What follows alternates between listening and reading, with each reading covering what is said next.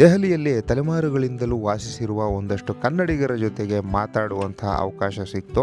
ಅಂಥ ಕನ್ನಡಿಗರು ಸ್ಥಾಪಿಸಿ ಅವರ 2ನೇ ತಲೆಮಾರಿನವರು ನಡೆಸ್ಕೊಂಡು ಹೋಗ್ತಿರುವಂತಹ ಈ ಹೋಟ್ಲು ಕರ್ತವ್ಯ ಪಥಕ್ಕೆ ಬಹಳ ಹತ್ತಿರದಲ್ಲೇ ಇದೆ. 1-1.5 ಕಿಲೋಮೀಟರ್ ಅಷ್ಟೇ ದೂರದಲ್ಲಿ. ಇಲ್ಲಿಗೆ ದಕ್ಷಿಣ ಭಾರತೀಯ ಖಾದ್ಯಗಳನ್ನು ಸವಿಯೋದಕ್ಕೆ ದಕ್ಷಿಣ ಭಾರತೀಯರಷ್ಟೇ ಅಥವಾ ಅವರಿಗಿಂತ ಹೆಚ್ಚಾಗಿ ಉತ್ತರ ಭಾರತೀಯರು ಬರ್ತಾರೆ.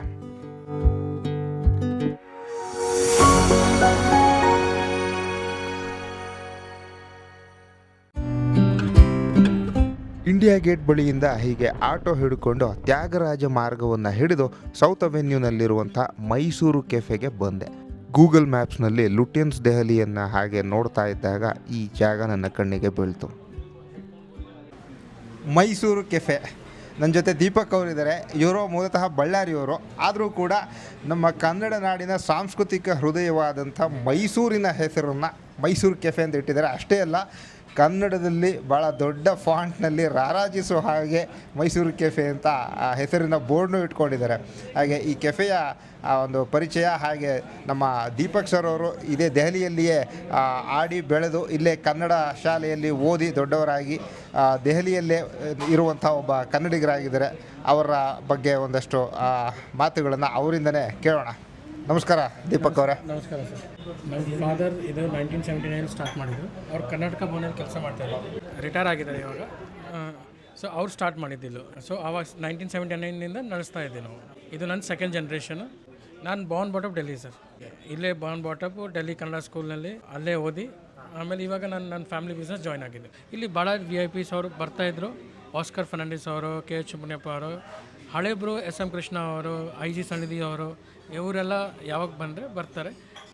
ಸರಳವಾದ ಇವರ ಮೆನುವಿನಲ್ಲಿ ಬೆರಳೆಣಿಕೆಯಷ್ಟು ಖಾದ್ಯಗಳಿದ್ದಾವೆ, ಆದರೆ ಪ್ರತಿಯೊಂದನ್ನು ಕೂಡ ಚೆನ್ನಾಗಿ ಮಾಡಿ ಬಡಿಸ್ತಾರೆ. ಸ್ವಲ್ಪ ದೆಹಲಿಗರ ನಾಲಿಗೆಗೆ ಸರಿ ಹೊಂದೋ ಹಾಗೆ ಒಂದು ಚೂರು ಮಸಾಲೆಗಳಲ್ಲಿ ವ್ಯತ್ಯಾಸ.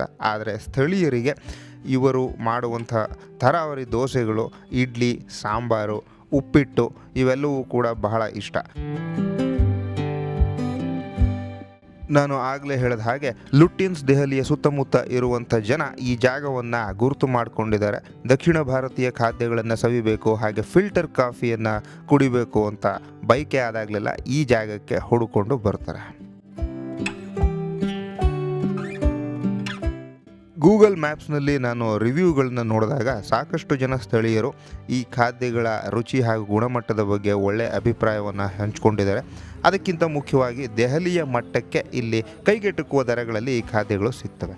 ತರಿತರಿಯಾಗಿರುವಂಥ ಇಡ್ಲಿ, ಆ ಸಾಂಬಾರು ಮತ್ತು ಚಟ್ನಿ ಜೊತೆ ನನಗೇನೋ ಚೆನ್ನಾಗಿ ಅನ್ನಿಸ್ತು. ಹಾಗೆ ಆ ಉದ್ದಿನ ವಡೆನೂ ಕೂಡ ನನಗೆ ಇಷ್ಟವಾಯಿತು. ಮೈಸೂರು ಮಸಾಲೆ ದೋಸೆ ಅಂತ ಹೇಳಿ ಖಾರವನ್ನು ದೋಸೆಯಷ್ಟು ಅಗಲಕ್ಕೂ ಸವರಿ ಕೊಟ್ಟರು. ಬಳ್ಳಾರಿಯವರಾಗಿರೋದ್ರಿಂದ ಅವರಿಗೆ ಸ್ವಲ್ಪ ಖಾರ ಜಾಸ್ತಿ ಇಷ್ಟ ಅನಿಸುತ್ತೆ. ಮೈಸೂರು ಮಸಾಲೆಯಲ್ಲಿ ನಿರೀಕ್ಷಿತವಾದಂಥ ಖಾರಕ್ಕಿಂತ ಇದು ಸ್ವಲ್ಪ ಖಾರ ಜಾಸ್ತಿನೇ ಇತ್ತು, ಆದರೂ ಚೆನ್ನಾಗೇ ಇತ್ತು ತಿನ್ನೋದಕ್ಕೆ. 12ನೇ ತರಗತಿಯ ವಿದ್ಯಾರ್ಥಿ ಅರ್ಜುನ್ ಶರ್ಮಾ ಇಲ್ಲಿಗೆ ಕಾಯಂ ಗಿರಾಕಿ. Hello everyone, my name is Arjun and I am studying in class 12th. So the thing which I basically like about this restaurant is the food quality. This restaurant gives the taste of South India here in central Delhi, and I usually visit this restaurant with my grandfather, and my favorite dish here is idli and the dosa, and I recommend that you all should visit here. It's located here in South Avenue, New Delhi, and the name is Mysore Cafe. ಸೀಮಿತ ಪ್ರಮಾಣದಲ್ಲಿ ಇವರು ಮಾಡಿಸುವಂಥ ಮೈಸೂರು ಪಾಕಿಗೆ ಬಹಳ ಬೇಡಿಕೆ ಇದೆ ಇಲ್ಲಿ. ರಾಷ್ಟ್ರ ರಾಜಧಾನಿಯಾದ ದೆಹಲಿಯನ್ನು ನೋಡೋದಕ್ಕೆ ಬರುವಂಥ ಆಸಕ್ತ ಪ್ರವಾಸಿಗರೆಲ್ಲರೂ ಕೂಡ ಖಂಡಿತವಾಗಿಯೂ ಭೇಟಿ ಕೊಡಬೇಕಾದಂಥ ಜಾಗ ರಾಷ್ಟ್ರೀಯ ರೈಲು ಸಂಗ್ರಹಾಲಯ. ಇದು ರಾಷ್ಟ್ರೀಯ ಮಹತ್ವವಿರುವಂಥ ಸಂಗ್ರಹಾಲಯ ಅಂತೇನು ಬಿಡಿಸಿ ಹೇಳಬೇಕಾಗಿಲ್ಲ.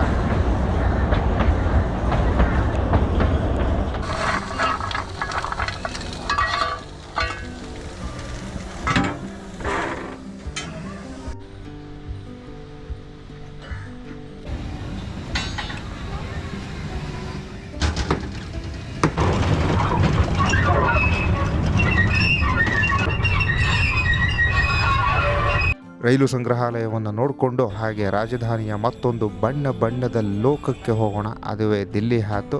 ಇವೆಲ್ಲವನ್ನು ಮುಂದಿನ ಸಂಚಿಕೆಯಲ್ಲಿ ನಿಮ್ಮ ಜೊತೆಗೆ ಹಂಚ್ಕೋತೀನಿ.